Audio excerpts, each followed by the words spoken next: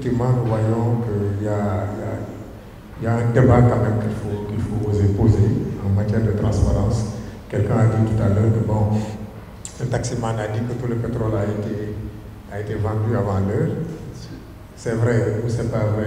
Vous savez, il y a une conception populaire sur ces questions parce qu'il n'y a pas trop de transparence par rapport à tout cela. Et il y a des questions qu'il ne faudrait pas éviter. Il faut communiquer avec les Sénégalais.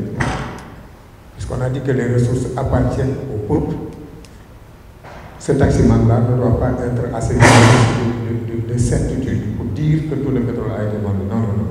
Parce qu'il a été mal informé, parce qu'il n'a pas reçu la bonne information. Je pense qu'il faut, quand même qu'à ce niveau, qu'il faut, Madame la Présidente, un plaidoyer fort avec tous les partenaires qui tournent autour donc, de ces secteurs-là pour que les populations puissent avoir la bonne information et en user comme telle.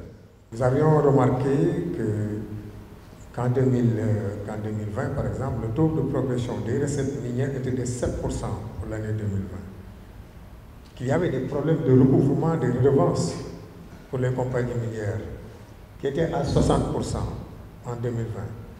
Donc il y a 40% de redevances qui n'ont pas été prises. C'est pourquoi le même problème revient par rapport au rapprochement qu'il faut faire entre les déclarations et le suivi de ces paiements-là.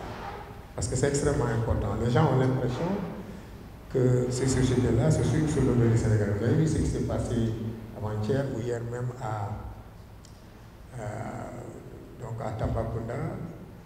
Il y a eu à Niakafiri, je pense bien, des échauffourées entre les populations et la police, parce qu'il y a eu des engagements que les sociétés minières n'avaient pas pris, n'avaient pas respecté, qu'ils avaient pris, qu'ils n'avaient pas respecté, ce qui a été à l'origine de cette situation-là. Je pense que le secrétaire général tout à l'heure en a parlé, c'est important qu'il y ait un apaisement à ce niveau-là, et tout cela dépend de la transparence, de la bonne gestion de ces ressources-là.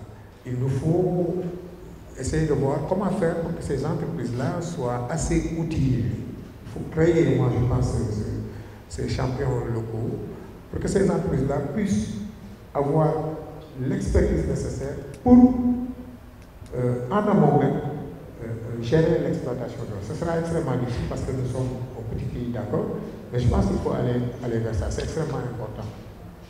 Parce que même si cela n'est pas possible, il y a aussi un problème de compétence par rapport au contrôle de ces entreprises-là, minières, qui sont dans la recherche.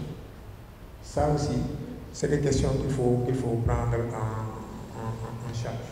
Donc, outiller les entreprises locales, leur permettre donc, de participer à la recherche et à l'exploitation. Par rapport à la RSE, Madame la Présidente, je pense qu'il faut un autre paradigme. La RSE ne doit pas être la solution. On entend souvent les gens parler de RSE. Pour moi, la RSE, c'est un complément. Ce qu'il faut, c'est que les richesses appartenant aux populations profitent entièrement aux populations. Maintenant, la RSE, pour compléter, une entreprise comme Dangote construit une école, d'accord, construit un dispensaire, d'accord. Mais quand même, je pense qu'on peut aller au-delà. Ne pas utiliser la RSE comme solution. Parce que je vois souvent les gens parler de RSE, alors que pour moi, ça doit être tout simplement un complément. Nous voyons que ce sont les expatriés qui viennent souvent dans ces zones-là travailler beaucoup plus que la main-d'œuvre locale. Parce que ce que les expatriés souvent acceptent, la main-d'œuvre locale ne l'accepte pas. C'est du fait que c'est une perte pour moi à ce niveau-là. Madame la Présidente, il faudrait voir comment faire pour que cette main-d'œuvre-là aussi puisse profiter de ces ressources-là.